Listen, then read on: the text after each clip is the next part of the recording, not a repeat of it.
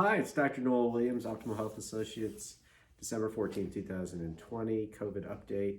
I have a little guest with me today, Merlin. Hi, Merlin. He'll probably pop his head up. He's the best little puppy ever. We went and got him in Fayetteville on Saturday, which was pretty interesting because I noticed we stopped and got gas in Tulsa and then went on to Fayetteville, and I noticed the remarkable number of people who didn't have masks on anywhere. I was amazed. And the funny part was, in Oklahoma City, when you see someone without a mask, they kind of look at you, I think, and they're like, say something. I dare you to say something. Where in Tulsa and Fayetteville, they're much more like when they see, there's so many of them without masks, they look at you like, why are you wearing a mask, you idiot? It's really pretty funny. The difference in the people trying to be confrontational in Oklahoma City and the people in these other communities who are just like, masks, screw masks. But anyway, masks are important. Wear your mask, socially distance, do the things that the state is encouraging. That's all we can do in terms of your basic safety. Get takeout from restaurants as much as you can, and do all the smart things.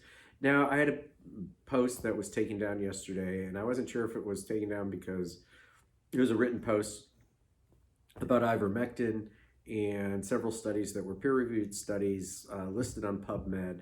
I'd even list the ones that weren't on PubMed, which already annoys me enough they're not on PubMed, but listing PubMed articles now gets them removed from, and so in order to be on PubMed, there's a certain level. They're not just peer-reviewed journal articles, they're vetted peer-reviewed journal articles. So, kind of crazy. And I didn't see them, and maybe it was I got taken down because I mentioned that all the things they'd approved that didn't work, and but I don't know, this will probably be taken down too. So I'm kind of getting to the place of, think about going to our website, Optimal Health Associates, where are we still posting stuff on there? No, we need not to, the videos. We need to post the videos on there if we can, because I don't think I have much time left. Because if you can't even vaguely be honest, I didn't even say anything disruptive like, I don't want so-and-so to be president, or I'm glad so-and-so lost the presidency. I'm just quoting journal articles. So enough of that. So 2,000 cases more yesterday, more deaths. We had one day last weekend, it was I think 4,000. So we'll have to see what happens to the hospitalizations over the next 10 days, because they could go pretty high, and we'll have to see how everybody holds up. The nurses are overachieving, the doctors are overachieving, everyone's kind of wiped out. Stay home, take your vitamins, do your stuff.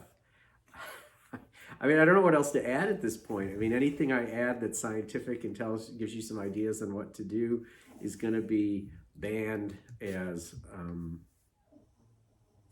not following the narrative of the WHO. They're saying the WHO is the guidance, and look, they haven't they've even admitted they've made major mistakes. So anyway, that's okay. So all your vitamins, I'll post the ivermectin articles. There's an article that was not on PubMed that shows use for prevention with really good results. There's an article on treatment. There's a white paper summarizing. So pretty interesting stuff. Just informational, not saying you should do it. You can't actually get it. So, you have to get someone to give it to you who's a doctor. I think the big thing is I would ask your doctor or provider in advance are they going to treat you if you get COVID? If they're not, maybe find another one or put the pressure on them. At this point, I'm such an outlier. If you ask them, are they a provider, if they're not going to do anything to help you, or at least offer you steroids and antibiotics if you progress, not that they have to give you Plaquenil or ivermectin. But anyway, that's kind of where I'm coming from. What else? The vaccine. Again, lots of questions about the vaccine. But I think the summary is 13 of 17 people at the FDA voted for emergency use authorization. 4 said no. There's questions about its long-term safety. We don't know the answer to that, so maybe that's why they voted no. They don't explain whether people voted no, or at least I haven't been able to find it. So again, I think it's a good idea potentially in high-risk patients, especially high-risk healthcare workers. But again, there's going to always be differences of opinion. I think waiting, if you're a low-risk person, for a more standard vaccine makes sense. But again, I have to be careful of almost virtually anything I say because you're not allowed to speak science any longer. So it is notable, though, that the messenger RNA vaccine in Australia already got pulled because of popping people positive for HIV, not because they gave them HIV, but part of the spike protein is at the base is a HIV mutation, which I've talked about a lot. And so when they were making the antibodies from the messenger RNA, it turned out they also triggered HIV antibodies, which of course doesn't really necessarily make anyone really happy. And here's the puppy.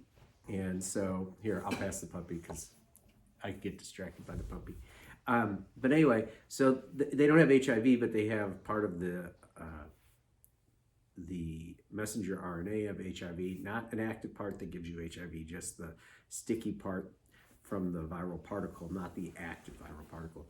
And so that has caused confusion and consternation. So they are not going to be using that messenger RNA vaccine. That hasn't happened with the Pfizer or Moderna vaccine. So again, just really interesting times where we all have to make our own judgments about what's best. And we have to be very careful what we say. Otherwise, it gets pulled. And, you know, it's just kind of an interesting concept that we can't speak honestly anymore or quote medical journal articles and that are published nationally. Whereas we have to rave about things like remdesivir, that the data was, you know, basically horse manure from the beginning. It absolutely was terrible, and they approved it, and now everyone has abandoned its use because what all the science showed was it didn't work, but it got approved anyway. And whether there was a corollary to 9 of the 14 people being paid consultants for Gilead on the FDA approval committee is, you know, always a suspect. And you just wonder a lot about who's getting paid what for all this, because I don't think you can have a lot of trust in any of these entities. But anyway, that's my summary tonight. It's not really positive. It's not really negative either. And I'm trying not to criticize anyone because I want to at least let you know we're, at least in our practice, we're paying attention, and like several other great practices well, I'm not saying my practice is great, but like there's a lot of great practices in town who are paying attention. And so that's what I would encourage everyone to do. And then we could talk about a new subject. Maybe tomorrow I'll talk about something besides COVID. What should we talk about tomorrow, Kim?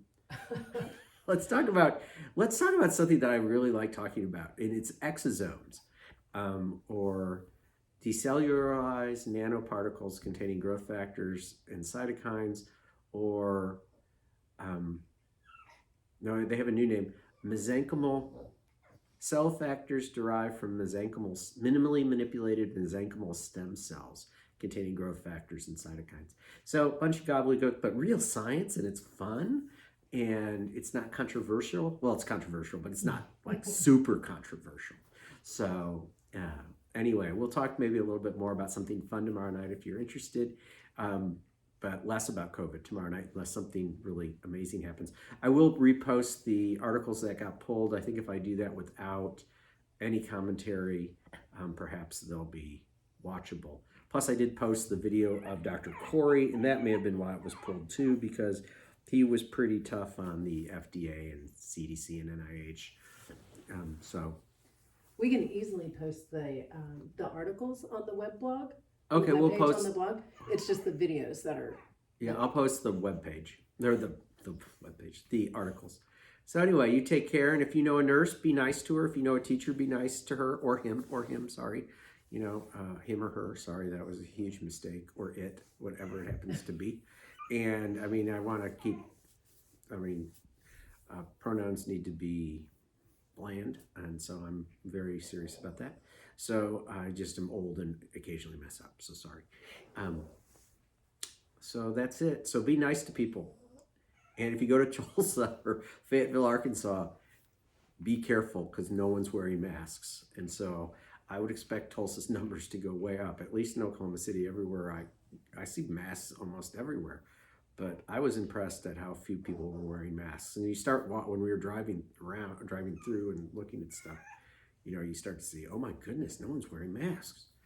But hey, anyway, good night. I'll stop rambling.